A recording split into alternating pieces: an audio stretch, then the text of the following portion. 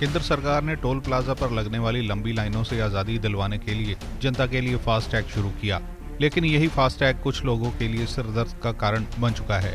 मामला होशियारपुर के Mansar toll plaza का है, जो जलंधर जम्मू राष्ट्रीय मार्ग पर स्थित है, जहां जम्मू कश्मीर को जाने वाले कुछ ट्रक चालकों का एक समय पर 2 बार टोल प्लाजा ने पैसे चार्ज किए। टोल प्लाजा पर अपनी शिकायत लेकर पहुंचे कुछ ट्रांसपोर्टरों ने बताया कि पहले उनको यह कहकर कैश लिया गया कि उनका फास्टैग काम नहीं कर रहा, इसलिए उनको सीधे कैश देकर टोल क्रॉस करना होगा, जिसके बाद उन्होंने कैश जमा करवा दिया और कुछ देर बाद उनका फास्टैग से भी पैसा काट लिया गया, जो सीधे तौर पर उनकी जेब पर बोझ है, जिसको लेकर वो शिकायत करने टोल प्लाजा पर पहुंचे। जिसके बाद उन्होंने टोल प्लाजा द्वारा उनके साथ किए जा रहे शोषण को उच्च अधिकारियों तक लेकर जाने की बात कही। वहीं टोल प्लाजा पर मौजूद मैनेजर ने ट्रांसपोर्ट की बात को सुनकर उनका जल्द हल करने की बात कही।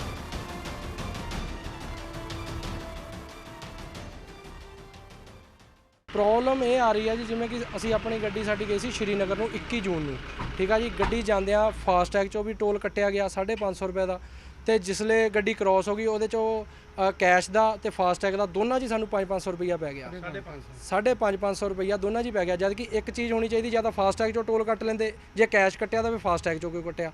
यही चीज़ रिपीट हुई आ। फिर 28 तरीक ਨੂੰ गड्डी साडी श्रीनगर तो वापस आई आ। कल सवेर ਨੂੰ गड्डी निकली आ जी।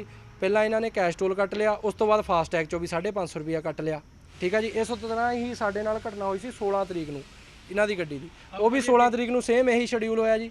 ਗੱਡੀ ਦਾ ਫਾਸਟੈਗ ਚੋਂ ਵੀ ਟੋਲ ਕੱਟਿਆ ਗਿਆ ਤੇ ਕੈਸ਼ ਵੀ ਲਿਆ ਗਿਆ। ਤੁਸੀਂ ਕੀ ਮੰਗ ਕਰਦੇ ਹੋ? ਮੰਗ ਇਹੀ ਆ ਜੀ, ਇਹ ਸਿਸਟਮ ਸੁਧਰਨਾ ਚਾਹੀਦਾ। ਅਸੀਂ ਤਾਂ ਇੱਥੋਂ 80 ਕਿਲੋਮੀਟਰ ਤੋਂ ਆਏ ਆ ਤੇ ਅਸੀਂ ਕਵਰ ਕਰ ਰਹੇ ਆ। ਜੇਕਰ ਇੱਥੋਂ ਕਲਕੱਤੇ ਦੀ ਗੱਡੀ ਕ੍ਰਾਸ ਕਰੇਗੀ, ਉਹਦਾ 550 ਰੁਪਏ ਦਾ ਇੱਦਾਂ ਡਬਲ ਟੋਲ ਕੱਟ ਹੋਏਗਾ, ਤਾਂ ਉਹਦਾ ਜ਼ਿੰਮੇਵਾਰ ਕੌਣ ਹੋਏਗਾ? ਉਹ ਕਿੱਦਾਂ ਇੱਥੇ ਦੁਬਾਰਾ ਪਹੁੰਚ ਕਰੇਗਾ?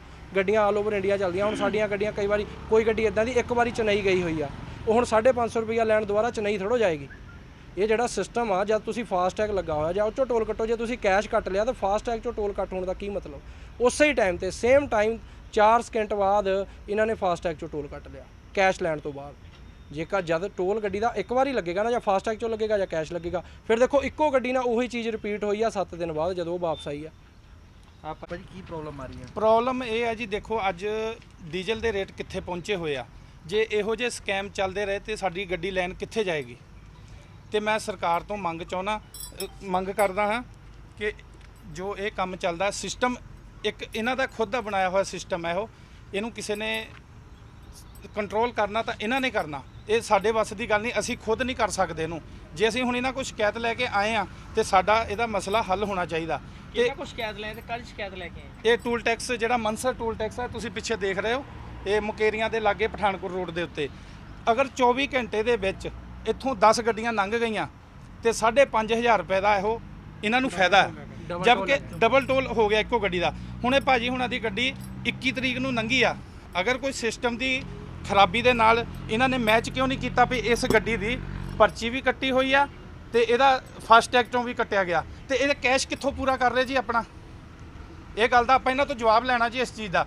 ਹੁਣ ਇਹਨਾਂ ਨੂੰ ਅਸੀਂ ਨਕਲੀ ਨੋਟ ਦਿੰਦੇ ਜੀ, 1 ਮਿੰਟ ਦੇ ਵਿੱਚ ਪਹਿਚਾਣ ਕਰ ਲੈਣਾ ਇਹਨਾਂ ਨੇ।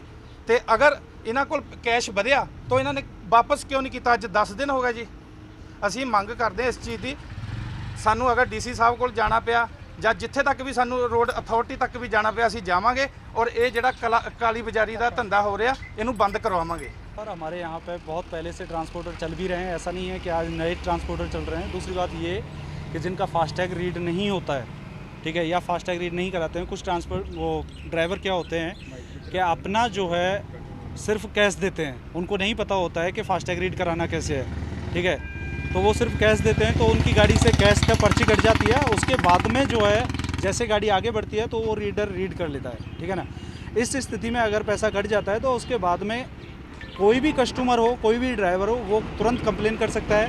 जिस कंपनी का फास्टैग लगा हुआ है उस फास्टैग कस्टमर पे कंप्लेन कर सकता है। उसके तुरंत बाद में उसको 24 घंटे के अंदर पैसा उसका रिफ़ंड हो जाता है, ठीक है जी। अगर उसका कोई वो ये प्रोसीजर भी नहीं करना चाहता है तो वो टोल प्लाजा पे भी आ सकता है। और कितने समय में ये रिफंड हो जाता है? 24 आवर्स के अंदर होने। अभी ये जो कंप्लीट लेके आए, ये कब तक होगा? सबसे पहली चीज़ इन्होंने मुझे बताया कि हमारे साथ फर्स्ट टाइम हुआ है और ये आज कंप्लेन लेके आए हैं, ठीक है। अगर ये शायद मेरे से पहले भी अगर यहाँ पे नहीं भी आते और कंप्लेन डाल भी देते तो अब तक इनका पैसा कब का रिफंड हो चुका होता। दूसरी बात ये कि इनके सामने मैं खुद जो है कंप्लेन करूँगा और इनका 24 घंटे में पैसा रिफंड नहीं आता है तो फिर मैं जिम्मेदार हूँ, बता रहा हूँ। होशियारपुर से जॉनी गेरा की रिपोर्ट। इस चैनल पर चल रहे मुद्दों पर अपने विचार देने के लिए कमेंट करें और अपडेट रहने के लिए चैनल को लाइक एंड सब्सक्राइब करें और हाँ, बेल आइकन दबाना ना भूलें।